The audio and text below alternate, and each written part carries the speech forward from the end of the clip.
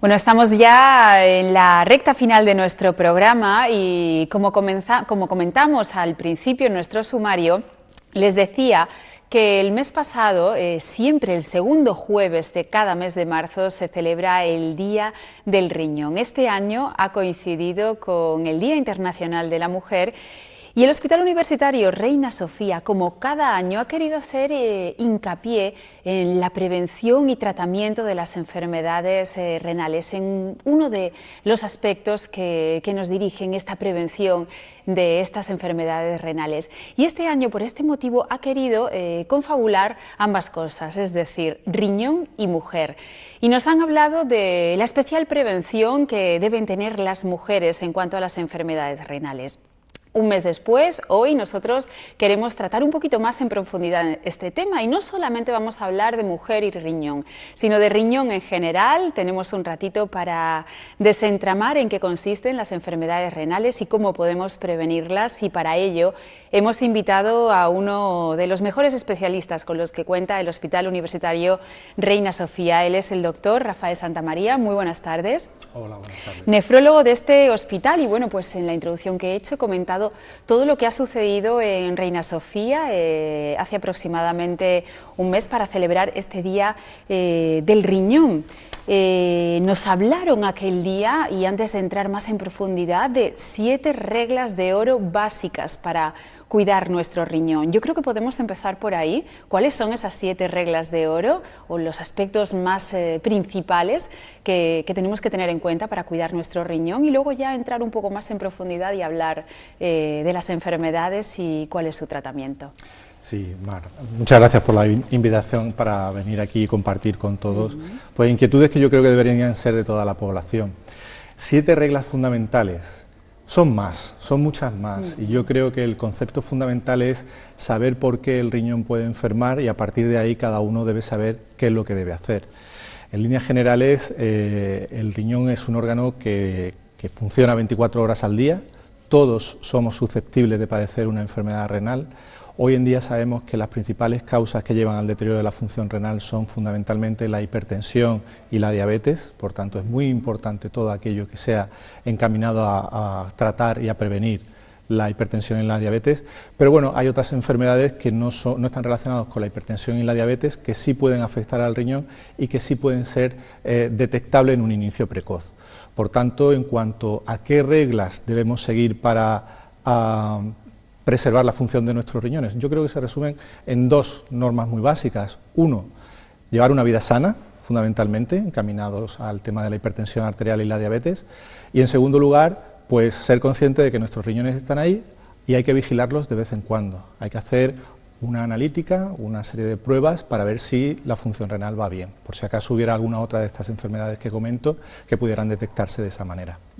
Hay un aspecto importante del que me gustaría que hablásemos luego, y es que las enfermedades renales al principio son asintomáticas, es decir, que cuando está comenzando en nosotros un proceso renal no nos damos cuenta porque no presentan síntomas. Sin embargo, hablaremos de eso, pero ahora sí ha comentado 2 aspectos muy importantes a la hora de tener en cuenta el posible comienzo de una enfermedad renal. Es la diabetes y la hipertensión. ¿Por qué es tan importante el control de la glucemia y de la tensión arterial para las enfermedades renales? Las enfermedades renales, la relevancia que tiene con respecto al tema de la hipertensión y la diabetes es, por una parte, con respecto a la presión arterial, a la hipertensión, el riñón es tanto causa como sufre las consecuencias de la hipertensión arterial. Es decir, una mala función del riñón puede condicionar una elevación de la presión arterial y al mismo tiempo una presión mal controlada a la larga puede dañar el riñón, al igual que puede dañar el cerebro o al igual que puede dañar el corazón. En el tema de la diabetes ocurre algo similar. La diabetes va produciendo una serie de cambios estructurales a nivel del riñón, es decir, le va produciendo una serie de lesiones a ese riñón que, si no se detectan en su momento, en una fase inicial, puede llegar a una destrucción de la función del riñón. Por tanto, todas las personas que padezcan de hipertensión arterial y diabetes deben ser conscientes de que hay que chequear su función renal. Pero no solamente las personas con hipertensión y diabetes, sino también otras personas que lleven otras variables asociadas. Es decir, la hipertensión, la diabetes, la enfermedad renal nunca van solas, siempre van de la mano y siempre suelen ir acompañadas de otros muchos problemas, como por ejemplo la obesidad o como por ejemplo las alteraciones de los lípidos, de las grasas de la sangre. Por eso todas esas personas que puedan tener problemas de tensión, de azúcar, de colesterol, obesidad, deben ser conscientes de que están en riesgo de padecer un problema de riñón y deben tomar las medidas oportunas para prevenir el desarrollo de la enfermedad renal y para detectarla de manera precoz. ¿La enfermedad renal afecta por igual a hombres y mujeres o hay diferencias respecto al sexo? Hay ligeras diferencias, es decir, la fisiología del hombre y de la mujer no es exactamente igual. Sabemos que hay una serie de enfermedades, por ejemplo, enfermedades autoinmunes, que son más frecuentes en mujeres que en varones. Y la misma enfermedad autoinmune en ocasiones produce con mayor frecuencia daño a nivel renal en la mujer que en el varón. Si usted me pregunta por qué, a día de hoy no se lo podríamos explicar todavía. Probablemente el tema de las hormonas, que tanto nos diferencian a varones y mujeres, estén jugando un papel. Pero básicamente es eso. Hablando de las mujeres en este caso, ya que el Hospital Universitario Reina Sofía ha querido centrarse este año un poco en la prevención y tratamiento de la enfermedad renal en la mujer, nos decían también que el embarazo es una etapa delicada de la mujer en la que incluso puede servir y ayudar para encontrar una enfermedad renal que hasta la fecha no había dado la cara. Es decir, las mujeres tienen ahí ese punto a tener en cuenta para el diagnóstico de la enfermedad, ¿no? Sí, exactamente, es así. El embarazo supone una situación, en cierta medida, de estrés fisiológico para la mujer. Se producen una serie de cambios que adaptan su fisiología a la nueva situación que le acontece, ¿no? El tener una criatura en su vientre. A nivel del riñón se producen también cambios. Se producen cambios, digamos, que aumenta la capacidad de filtrar a nivel del riñón y en ocasiones esto puede poner de manifiesto pequeños problemas iniciales. Es decir, es posible que una mujer que tenga algún problema renal, que inicialmente es mínimo, cuando queda embarazada se acentúe y en ese momento se puede diagnosticar con mayor facilidad. Al contrario también ocurre, es decir, la enfermedad renal crónica también es una situación que puede causar alteraciones a la gestación. Por eso normalmente se aconseja, y bueno, es una cosa que se hace de práctica habitual, en mujeres que quedan embarazadas se les suele hacer una analítica básica donde uno de los parámetros suele ser la función renal. En esos casos lo importante no es alarmarse, sino simplemente saber qué se va a hacer, el test, y si se detecta un test patológico, pues simplemente derivar a las personas que habitualmente manejan este tipo de circunstancias, ¿no? Como somos los nefrólogos. ¿Por qué aparece la enfermedad renal? Antes nos ha comentado ese estado de prealerta, si hay obesidad, colesterol, hipertensión arterial, pero ¿puede darse el caso de que aparezca una enfermedad renal, por ejemplo, por factores genéticos? Es decir, ¿todo está asociado con otras enfermedades o puede darse una enfermedad renal por otros motivos? ¿Por qué nace y en qué momento de la vida? Porque cuando vemos a enfermos renales, los hay muy jóvenes y los hay muy mayores también. Entonces, ¿cómo se mueve la enfermedad renal entre la sociedad? Es complejo, porque son muchas las variables que pueden influir. A grosso modo, a lo mejor podríamos hablar de 4 bloques fundamentales. Uno, lo que son las enfermedades renales relacionadas con los factores de riesgo vascular, que es lo que hemos hablado, de la hipertensión, la diabetes y demás. Otro bloque asociado a enfermedades sistémicas, es decir, enfermedades de origen autoinmunes, el lupus, la artritis reumatoide, por ejemplo, otras muchas enfermedades. Y ya entramos en los capítulos tanto de la patología urológica y las alteraciones genéticas. Es decir, el riñón es una máquina muy compleja y al mismo tiempo muy inteligente, que está perfectamente diseñada para limpiar el organismo de los detritus. No solamente eso, hace muchas más cosas, y todas esas funciones están gobernadas por una serie de estructuras químicas que se llaman proteínas, y para formarse las proteínas son necesarios los genes. En ocasiones la naturaleza es caprichosa y se producen mutaciones a nivel de los genes que condicionan que esas proteínas no tengan una función adecuada, y es cuando aparece la enfermedad renal de origen genético. Por eso normalmente es muy aconsejable, cuando hay algún antecedente de enfermedad renal en la familia, ver si se trata de una enfermedad renal hereditaria. Y en el caso de que sea una enfermedad renal hereditaria, hacer un ejercicio de búsqueda de otros posibles familiares afectos por la enfermedad. Claro, puede haber familiares que no sepan que tienen la enfermedad, pero que sí la están desarrollando, ¿no? Efectivamente, es así. Hablemos de casos reales. ¿Cómo evolucionan las enfermedades reales desde esos primeros síntomas, ¿no? Desde esas primeras etapas asintomáticas hasta que terminan algunos en diálisis e incluso trasplante? Bueno, pues lo que sería la patobiografía, la historia natural de la enfermedad, puede ser muy diferente dependiendo de las causas que acontezcan, ¿no? Por ejemplo, en edades infantiles suelen ser los problemas urológicos las principales causas que llevan al paciente a necesitar tratamiento sustitutivo renal. En edades intermedias, bueno, pues entonces ya ahí juega más el papel lo que son las enfermedades sistémicas, bien las de origen autoinmune o bien las relacionadas con la hipertensión arterial y la diabetes. Evidentemente el cuadro clínico viene matizado por cuál es la causa que lleva al daño a nivel del riñón. Pero si nos referimos a clínica en relación con el deterioro de la función renal, tenemos un problema, y es que habitualmente en las fases iniciales el daño a nivel renal suele ser asintomático. Como ya le decía, el riñón es una máquina perfecta, muy inteligente, que ayuda a mantener limpio el cuerpo. Cuando el riñón empieza a fracasar, a deteriorarse su función, empiezan a acumularse una serie de productos, pero al principio lo hacen muy poquito a poco, de tal forma que la persona que tiene el problema renal no se da cuenta realmente. Y al mismo tiempo, conforme esos productos se van acumulando, uno como que se va acostumbrando y empiezan a aparecer alteraciones como falta de apetito, alteraciones a nivel del gusto, pero que aparecen de una forma tan progresiva que el propio paciente no se da cuenta de que le está ocurriendo, y no es hasta ya fases muy avanzadas cuando ya el enfermo se encuentra cansado, se encuentra mal, no tiene muy claro qué es lo que le pasa, en algunas ocasiones puede haber calambres, y eso indica ya una fase muy avanzada de la enfermedad. Lo deseable, no llegar a esos extremos, evidentemente, porque sabemos que mientras antes diagnostiquemos al paciente con un problema a nivel renal, más opciones tenemos para poder ayudarle a superar. Y si no a superar, por lo menos a frenar y enlentecer la progresión del daño del riñón. Esa era la siguiente pregunta.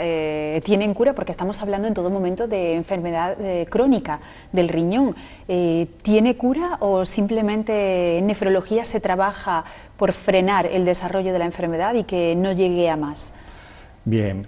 Es una pregunta súper interesante porque en el momento actual se está progresando muchísimo en eso, se están desarrollando tanto nuevas estrategias de tratamiento como nuevos métodos diagnósticos que confiamos que en el futuro ayuden a hacer las cosas aún mejor de lo que ya se hacen. En líneas generales depende mucho de la causa que lleve al fracaso renal, es decir, sabemos por ejemplo que hay medicación o que el abuso de determinadas medicaciones puede llegar a deteriorar la función del riñón. En esos casos es bien sencillo, es hacer un uso racional de los medicamentos y tomarlos bajo prescripción facultativa siempre y cuando sean necesarios. Hay otras enfermedades que pueden ser previsibles, diagnosticables y tratables, como es la hipertensión arterial y la diabetes. Es decir, un paciente hipertenso o diabético que como consecuencia de esa hipertensión y esa diabetes tiene un daño renal, si se coge en fases iniciales, controlando la presión arterial, controlando la diabetes, se puede revertir el daño de la función renal. Si ya nos encontramos con el enfermo en una fase muy evolucionada, va a ser ya mucho más difícil y a lo mejor por ese enfermo lo único que podemos hacer es intentar frenar la progresión hasta una situación terminal. Por eso es importante el diagnóstico precoz. Hay otras enfermedades sistémicas, como ya os comentaba, que sí que tienen sus tratamientos específicos y simplemente haciendo el tratamiento específico de la enfermedad podemos tener un beneficio también para el riñón. ¿Todos o muchos casos de esta enfermedad renal crónica terminan en diálisis? Depende un poco de la velocidad de progresión. Hay personas que tienen un pequeño daño renal que va muy despacito y a lo mejor esos pacientes no van a llegar a necesitar tratamiento sustitutivo renal, bien con hemodiálisis, diálisis peritoneal o trasplante renal. Hay otros pacientes que por la naturaleza de su enfermedad sí que pueden progresar más rápidamente y entrar en diálisis, tanto gente joven como gente más mayor. Depende mucho de la causa de la enfermedad y cómo sea su cuidado. ¿Y qué casos son los que terminan en trasplante? Bueno, pues prácticamente podríamos decir que cualquier persona que necesita tratamiento sustitutivo renal puede ser candidato a recibir un trasplante renal. Hay que individualizar mucho, es decir, hay que poner siempre en una balanza el riesgo versus el beneficio. Es decir, hay en ocasiones que podemos encontrarnos con pacientes que el suponerle a una cirugía de un trasplante pues puede suponer un riesgo a su vida que no es asumible, y a lo mejor está mejor en diálisis que recibir un trasplante. Pero en general, cualquier persona que pueda necesitar tratamiento sustitutivo renal puede ser candidato a recibir un injerto renal. Siempre hay que matizar según las características del paciente. Bueno, nos consta que en Reina Sofía se trabaja por la prevención de la enfermedad renal con mucho ahínco. ¿Cómo lo hace? Creo que tiene una unidad especial de nefrología que atiende a los pacientes que vienen directamente de atención primaria y otra serie de cuestiones. Háblenos de ella. Sí, una de las muchas actividades que tenemos es lo que llamamos la consulta de opinión de nefrología. Es una consulta que tiene, digamos, la puerta abierta a cualquier enfermo que nos manden desde atención primaria.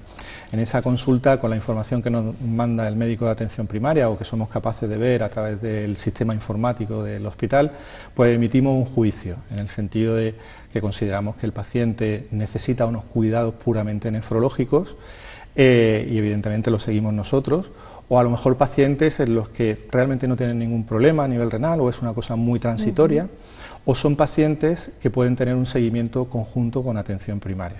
Atención primaria juega un papel muy importante. Los médicos de cabecera son un colectivo muy importante para nosotros porque usted piense que ahora mismo en nefrología pues estamos alrededor de 12-14 nefrólogos aproximadamente. Si entre 12-14 nefrólogos tuviéramos que cuidar los riñones de 800.000 personas de la provincia de Córdoba, perderíamos. Por eso hay que buscar aliados, y un aliado muy importante para nosotros son los médicos de atención primaria. En conjunto con la actividad de la consulta de opinión, como les comentaba, a lo largo de estos años también hemos desarrollado un programa de visita a los centros de atención primaria. Es decir, un día a la semana vamos a los centros de salud y nos reunimos con los médicos para hablar, pues, no sé, depende de las necesidades. En algunas ocasiones hay centros de salud donde a lo mejor prefieren comentarnos casos en los que tienen dudas sobre qué hacer, si derivar, no derivar, cómo tratar, cómo ajustarle la medicación para la presión arterial, para la diabetes. En otras ocasiones, pues a lo mejor nos piden que revisemos la situación actual de determinados temas, ¿no? En hipertensión arterial están cambiando mucho las cosas, pues vamos y les contamos cómo está cambiando y les damos la información que a ellos les pueda ayudar en su día a día. Bueno, ha hecho referencia a los 800.000 cordobeses que vivimos en la provincia.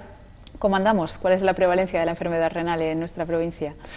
Es difícil saber, porque evidentemente los estudios de prevalencia normalmente se limitan a coger un grupo pequeñito de población y a partir de ahí hacer los cálculos. Se estima que aproximadamente un 10% de la población española padece enfermedad renal crónica en diferente grado. Hay pacientes que tienen una leve afectación y hay pacientes que tienen una enfermedad renal crónica mucho más avanzada, pero aproximadamente el 10% de la población. O sea, unos 80.000 cordobeses. Aproximadamente. Bueno, me gustaría terminar haciendo hincapié en lo más importante que hablamos siempre que hablamos de alguna enfermedad, es la prevención. ¿Puede darnos algunas notas básicas para que sepamos cómo cuidarnos y cómo cuidar al que tenemos al lado para prevenir una enfermedad renal en el futuro? Para prevenir una enfermedad renal lo fundamental es llevar vida sana, básicamente. Con eso nos vamos a combatir el capítulo de la hipertensión arterial, la diabetes, la obesidad, y para llevar una vida sana es de todos conocido. Hacer una dieta sana, ejercicio continuado, tampoco hace falta hacer grandes cosas, pero sí que sea un ejercicio diario. Evitar en la medida de lo posible la sal y llevar una vida sana, básicamente. En cuanto a las otras enfermedades que no son prevenibles, porque hay enfermedades sistémicas que no se pueden prevenir, nos vienen en un momento determinado de la vida y no se puede ni predecir, ni prevenir, ni nada, te ha tocado y te ha tocado. En esos casos lo importante es el diagnóstico precoz, y para eso, para hacer un diagnóstico precoz, lo más temprano posible, son las visitas a los médicos de atención primaria. Cuando hay algún tipo de alteración que pueda hacer que se sospeche una enfermedad del riñón, pues lo que hablábamos, ¿no? La alteración en la orina, que aparezca sangre, que aparezca espuma, que uno se encuentre en cierta medida mal, que haya antecedentes familiares. Normalmente se aconsejan despistaje de enfermedad renal en pacientes por encima de 55 años, hipertensos, obesos, diabéticos, con antecedentes familiares de hipertensión, de enfermedad renal crónica. Y el diagnóstico precoz es muy sencillo. simplemente con una analítica de sangre y de orina es suficiente. Eso está al alcance de los médicos de atención primaria y al alcance también de los médicos en hospitales. Llevo ya muchos años haciendo salud y en uno de los días del riñón se habló de la importancia de la medición de la creatinina, ¿no? En esos análisis, simplemente con medir la creatinina, tenemos un valor que nos indica por dónde anda la cosa, ¿no? Efectivamente, el valor de la creatinina es importante para nosotros, los nefrólogos, porque la creatinina nos indica cómo está trabajando la función de depuración del riñón. Pero no solamente es la creatinina en la sangre, sino también la presencia de albúmina en la orina, la albuminuria. Eso nos indica que hay algún tipo de daño estructural en el riñón. En ocasiones, la alteración de la albúmina en la orina suele aparecer antes de que suba la creatinina. Por eso, cuando haya un paciente con sospecha o con el perfil que hemos hablado que puede tener una enfermedad renal, es importante buscar datos de afectación renal no solamente con la creatinina en sangre, sino también con el cociente, o mejor dicho, buscando la albuminuria en la orina. Pues nos queda muy claro cómo podemos prevenir, cómo tenemos que cuidarnos, sobre todo llevando vida sana y haciéndonos una analítica de vez en cuando, que no pasa nada y nos va a decir muchas cosas de cómo andamos por dentro. Rafael Santamaría, facultativo, especialista en nefrología del Hospital Universitario Reina Sofía, muchísimas gracias por habernos acompañado. Gracias a vosotros por compartir este rato. Ha sido un placer. Bueno, y nosotros, después de hablar de riñón, cosas y asuntos muy interesantes que seguro que les sirven en su día a día, como decíamos antes, para cuidarse a sí mismos y cuidar a los que tenemos al lado, nos despedimos. Volvemos la semana que viene, como siempre, ya lo saben, a las 8:30 de la tarde, aquí en PTV. Gracias por habernos acompañado y hasta el próximo martes.